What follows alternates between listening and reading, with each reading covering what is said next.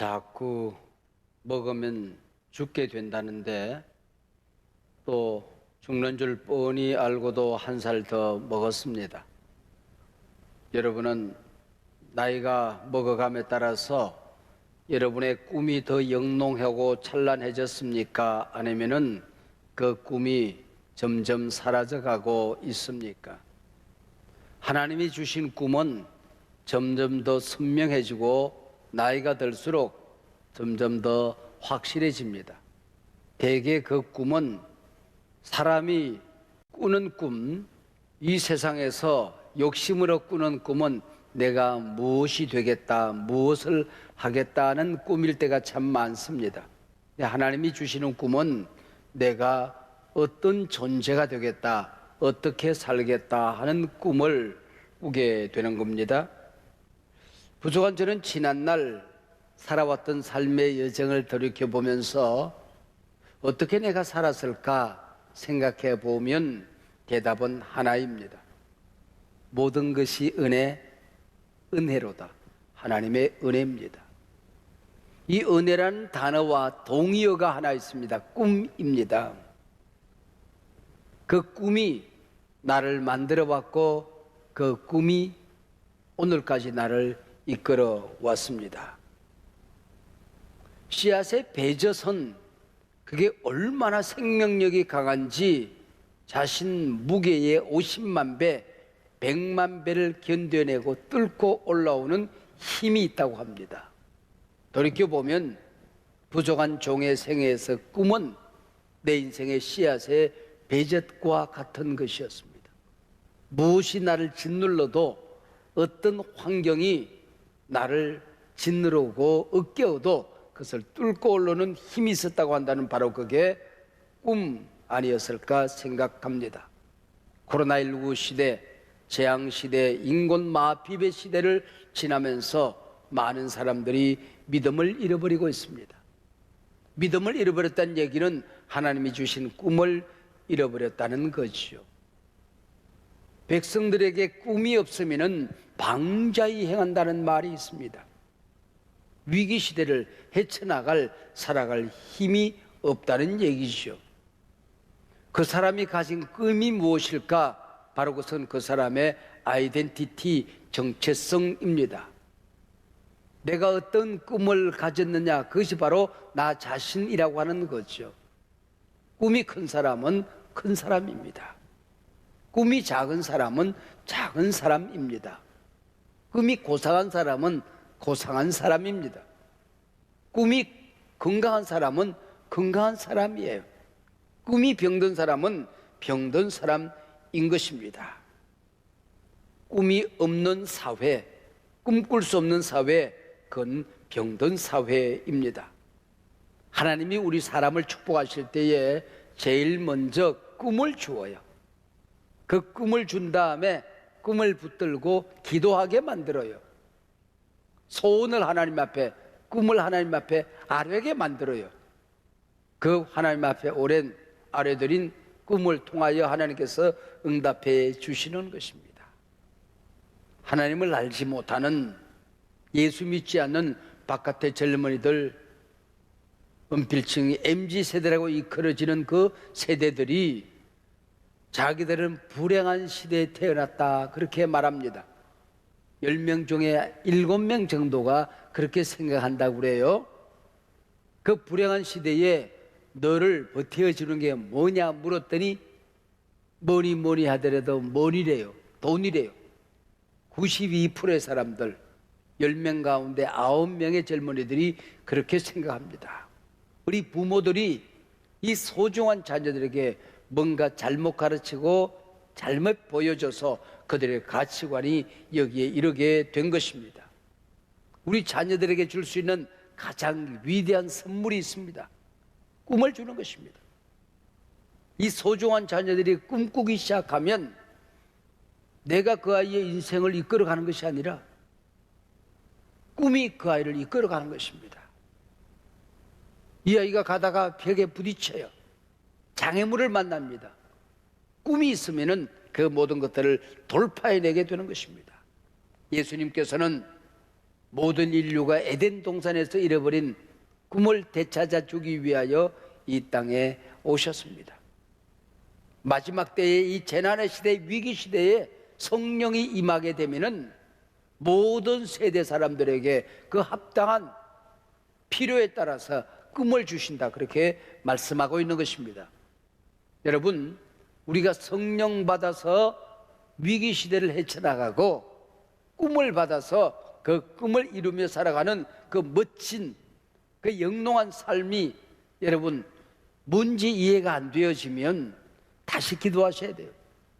오늘 성령이 여러분에게 다시 한번 충만히 임하는 이 밤이 되기를 바랍니다. 새해에 성령이 여러분을 이끌어가기를 원합니다. 성령이 임하게 되면 몇 가지 역사가 일어나게 돼요.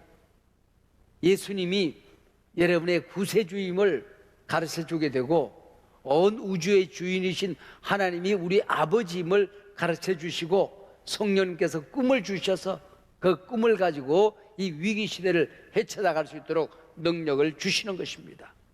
성경에 꿈쟁이 하면 우리는 요셉을 생각하죠. 요셉 그러면은 17살 꿈꾸던 소년으로 생각합니다. 요셉의 그림이 소년이에요. 유관순 그러면은 여러분이 입에 뭐가 나와요? 누나입니다. 누나 아니고 할머니입니다. 유관순 누나가 1902년생이니까 꼭 120세쯤 되었겠네요. 왜 누나가 되었는고 하니 18살 나이에 일제에 의하여 목숨을 잃었습니다. 순국했기 때문에 우리는 18살 누나라고 부르게 되는 것이죠. 요셉 그러면은 꿈꾸는 소년을 생각하게 됩니다. 요셉은 17살에만 꿈을 꾼 것이 아니고 평생 꿈과 함께 동행을 했습니다. 요셉은 꿈이 관련됐을 때마다 쌍둥이 꿈들이 나타나요. 17살에 꿈을 꿀 때에 나락단이 절하는 꿈, 해와 달과 별들이 절하는 꿈, 쌍둥이 꿈이 나타나지요. 감옥에 들어갔습니다. 거기서 술 맡은 관원장, 떡 맡은 관원장, 쌍둥이 꿈이 나타납니다. 그리고 2년 후에 바로 임금이 꿈을 꿉니다. 똑같은 의미를 가진 다른 꿈을 꿔요. 쌍둥이 꿈이 나타나게 되는 것입니다. 요셉은 꿈을 꾸어요. 그리고 그 꿈이 무엇인지 알아요. 하나님께 기도해서 해석을 받아요. 해석합니다. 그리고 그 꿈을 간직합니다. 그리고 그 꿈을 이루어요. 그리고 꿈을 가지고 세상을 섬기는 것입니다. 여러분, 이 단계가 참 중요합니다. 꿈을 꾸고 그 꿈을 의미를 알아내는 것입니다. 해석하는 것입니다. 그리고 잊어버리지를 않아요. 잃어버리지도 않아요. 꿈을 간직하는 겁니다. 그리고 반드시 이루어내는 것입니다. 이루어서 자기만 잘 되는 것이 아니고 그걸로 세상을 섬기는 겁니다. 그래서 요셉의 이름의 뜻이 더하기 플러스라는 뜻을 가지고 있어요. 요셉을 축복할 때에 담을 넘는 무성한 가지라고 그랬죠. 내가 복을 받아서 세상을 섬기는, 요새 말로 말하면 공적 복음, 공적 교회, 공적 그리스도인의 삶을 사는 것입니다. 여러분, 공적 복음이 뭘까요? 반대말은 사적 복음이죠. 우리가 복음을 받아서 나 혼자 예수 믿고 천당 가기 위해서 예수 믿는 그게 사적 복음이에요. 공적 복음은 내가 예수를 믿었으면 나 하나 때문에 내 주변의 사람들이, 내가 사는 사회가, 내가 사는 역사가 이게 복을 받는 겁니다. 사적 교회는 어떤 교회일까요? 교회가 교회만을 위해서 존재할 때 사적 교회가 되는 거예요. 교회는 이 시대의 복의 근원이죠. 이 시대의 소금이죠. 이 시대의 빛이죠. 이 시대를 잘 되게 하기 위해서 교회가 존재하는 것입니다. 바로 그게 공적 교회가 되는 것입니다. 여러분, 공적 크리스찬이 바로 요셉과 같은 인물, 꿈을 이루어서 꿈을 가지고 세상을 섬기며 살아가는 것, 이게 바로 공적 크리스찬이라고 하는 것입니다. 모든 세대, 모든 사람들이 꿈을 꿀 수 있는 사회는 건강한 사회입니다. 그러나 꿈을 꿀 수 없는 세상, 꿈을 접고 살아가야 되는 사회, 꿈을 꺾는 사람, 내 꿈을 짓밟으려고 하는 사람들이 우글거리는 세상, 그 세상은 병든 세상입니다. 여러분, 위는 누구일까요? 모든 사람들이 절망하고 좌절하고 낙심하고 꿈을 꺾고 포기하고 살아가려고 할 때에 오히려 위대한 꿈을 꾸는 거예요. 그리고 위대한 일을 감당해 내는 것입니다. 성령이 임하게 되면은 평범한 사람들이 비범한 꿈을 꾸는 겁니다. 그리고 비범한 일들을 만들어내는 거예요. 그가 역사의 영웅이 되는 것이고 하나님의 사람이 되는 것입니다. 그래서 믿음은 바라는 것들의 실상이라고 그랬죠. 그 말은 믿음은 꿈을 이루어서 살아가는 것이다, 그 얘기입니다. 바라는 것들의 실상, 꿈꾸는 것들이 현실로 이루어진다는 뜻 아닙니까? 하나님 앞에 믿음을 우리가 가지게 되면, 하나님을 믿었으면 우리가 꿈꾸는 것을 이루고 살아가야 되는 것입니다. 예수님께서 이 일을 위하여 이 땅에 오셨던 것이죠. 교회는 꿈을 파는 가게입니다. 교회 올 때마다 여러분들은 꿈을 사가지고 가셔야 됩니다. 목사의 설교는 꿈을 주는 것입니다. 루돌프 보렌이라고 하는 신학자는 그렇게 얘기를 했어요. 목사가 입을 열면 꿈이 뚝뚝 떨어져야 돼요. 절마던 사람들이 목사의 설교를 들으면 꿈을 꿔야 됩니다. 믿음을 갖지 못했던 사람들이 믿음을 가져야 되는 거예요. 절망했던 사람들이 희망을 가져야 되는 거예요. 넘어졌던 사람들이 일어나야 되는 것입니다. 위기에 빠졌던 사람들이 새로운 길을 만들어내는 것입니다. 할렐루야. 이게 교회라고, 이 교회라고 하는 것이죠. 요셉은 꿈을 꿀 수 없는 집안에 태어났습니다. 12 형제 가운데 11번째로 태어났어요. 태어나고 보니 어머니가 넷이에요. 얼마나 헷갈렸을까요? 믿음의 조상의 집안인데 믿음이라고는 찾아볼 수 없습니다.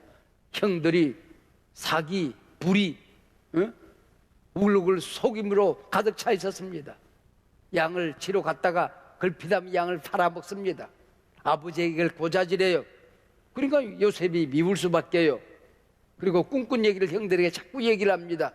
그래서 더욱 미워하더라, 그렇게 얘기를 합니다. 정직하게 살자고 외치다가 미움을 당한 겁니다.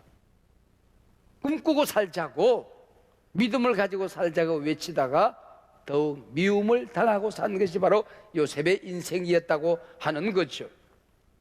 요즘 제가 어디에 가든지 간에 자꾸 똑같은 말을 해요.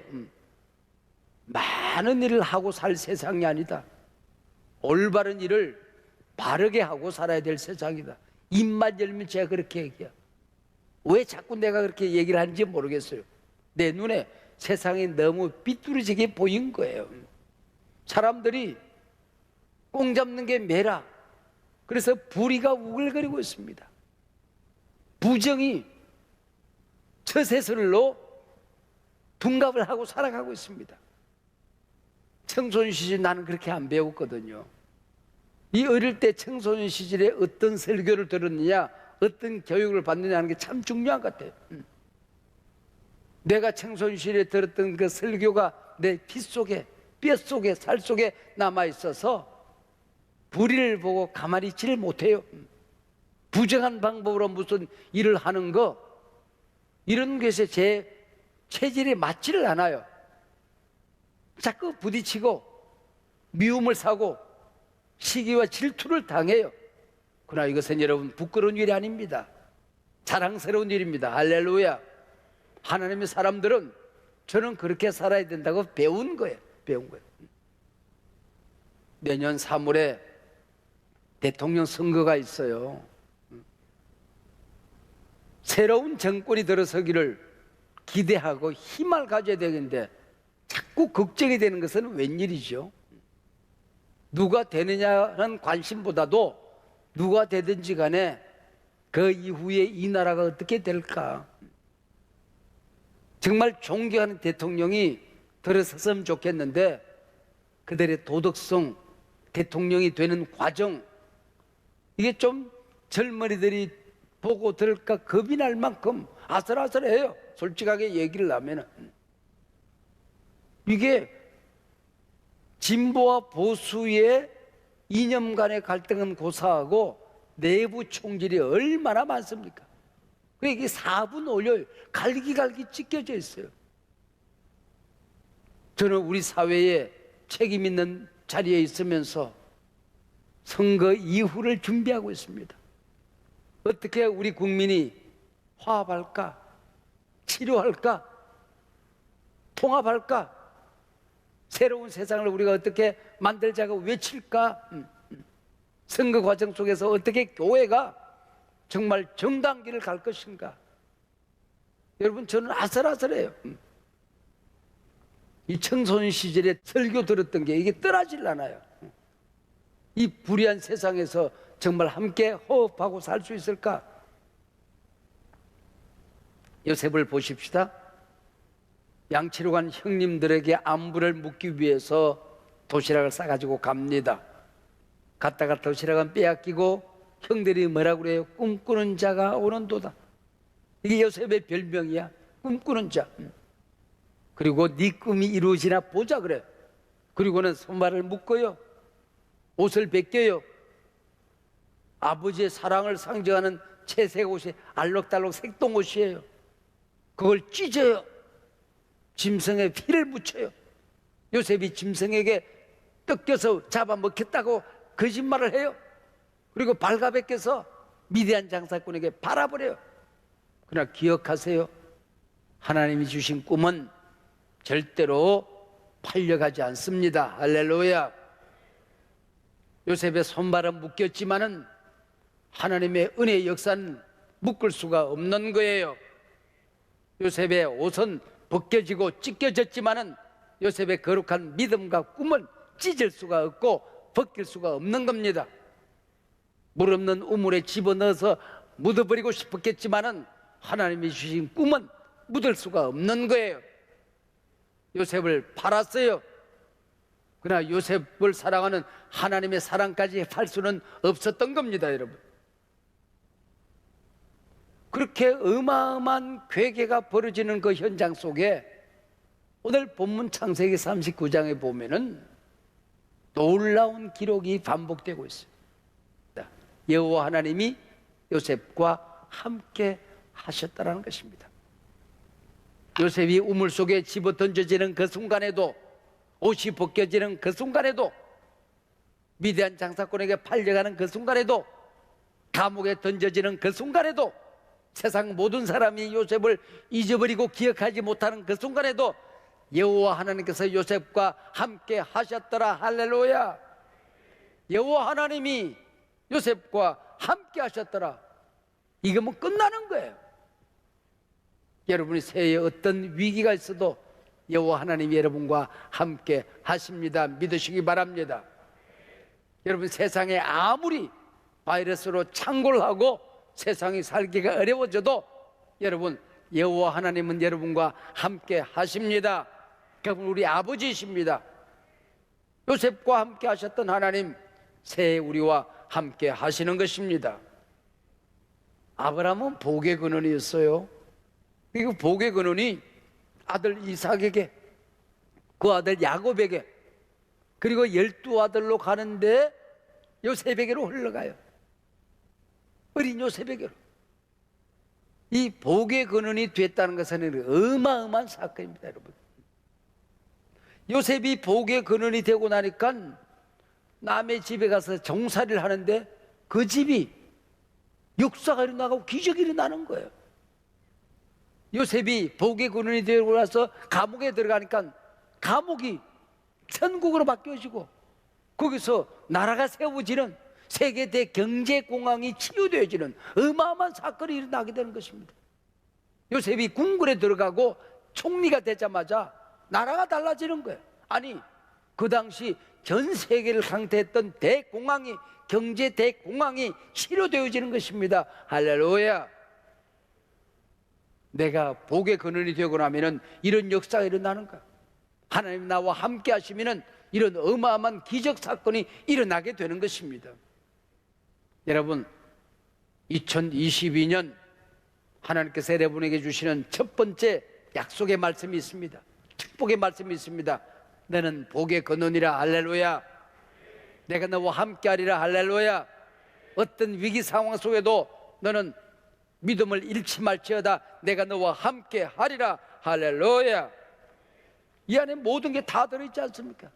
복의 근원, 하나님이 함께한다. 요셉의 꿈은 참 신비한 것입니다. 여러분, 세상 모든 사람들이 돈에게 권력에게 굴복하고 굽실거리고 살아가게 될 때에 요셉은 어릴 때 꿈을 꾸었어요. 모든 사람들이 절하는 나락단, 그 나락단은 애굽 나일 강변에 있는 거거든요. 당시 중동뿐만 아니라 세계를 지배하던 열강 중에 열강입니다. 바로 이 나라에 굴복하고 살아가는데 그 나락단이 요셉에게 절을 하는 거예요. 권력을 짓밟고 살아가는 것입니다. 돈을 기지고 일어서서 밟고 살아가는 거예요. 돈에게 지배당하는 것이 아니라 돈을 지배하고 살아가는 존재로 살아가는 것입니다. 그뿐입니까? 모든 사람들이 해에게 절합니다. 달에게 절합니다. 별을 가지고 점을 칩니다. 별에게 절합니다. 근데 요셉은 어릴 때 벌써 중동의 그 모든 잡신들이 자기에게 절하는 꿈을 꾸고 살아가는 것입니다. 해를 짓밟고 달을 짓밟고 별을 디디고 일어서는 꿈을 꾸는 것입니다. 이게 요셉이 꾸는 꿈입니다. 존경받는 꿈이지요. 마귀는 우리에게 속입니다. 너 돈을 벌어야 존경받아. 너 권세를 가져야 존경받아. 너 큰 교회 목사가 돼야 너 존경받는다. 세상에서는 출세해야 존경받아. 예쁘고 잘나야 존경받아. 마귀는 우리를 속입니다. 아닙니다. 그런 것들이 부러움의 대상은 될 수가 있어요. 그러나 존경은 다른 것입니다. 요셉은 꿈을 이루었습니다. 요셉은 자기를 판 형들을 용서할 수가 있었어요. 그 모든 것들을 짓밟고 너무 그릇이 커지니까 자기를 판 형들에게 말합니다. 형님들이 나를 판 게 아니에요. 우리 가족을 구원하려고 하나님께서 형님들보다 나를 조금 먼저 애굽에 들어오게 한 거예요. 형님들 잘못 없어요. 형님들의 잘못이 있다면 하나님께 해결하세요. 나는 벌써 용서했어요. 여러분, 얼마나 멋진 이 요셉의 모습입니까? 말씀을 맺습니다. 한번 여러분 따라하세요. 하나님이 주신 꿈은 반드시 이루어진다. 믿습니까? 오늘 밤에 꿈을 받으시길 바랍니다. 어떻게 꿈을 받을까요? 성령이 임하면 우리가 주님 안으로 들어가게 되면은 생각지도 못했던 꿈이 생겨나게 되는 거예요. 여러분, 좀 더 솔직하게 얘기하면은 꿈은 꾸는 게 아니에요. 꾸어지는 것이지. 그렇잖아요. 내가 꿈을 꾸는 게 아니란 말, 꾸어지는 거지. 성령이 임하게 되면은 여러분이 상상하지 못했던 꿈을 꾸게 되는 것입니다. 할렐루야. 신령한 꿈을 꾸게 되는 것입니다. 거룩한 꿈을 꾸게 되는 것입니다. 여러분, 하나님 나라의 꿈을 꾸게 되는 것입니다. 세상적인 잠몽이 아닙니다. 꿈을 꾸게 되는 것입니다. 그때 당당해져요. 좀 돈이 적어도 당당해져요. 직장이 좀 어려워도 당당해져요. 위축되지 않습니다. 왜? 내가 복의 근원이니까. 여러분, 2022년 새해 문을 열 때 꼭 들어야 될 말씀 두 마디. 너는 복의 근원이다. 하나님이 너와 함께 할 거야. 어떤 세상에 바이러스가 창궐해도 기죽지 마.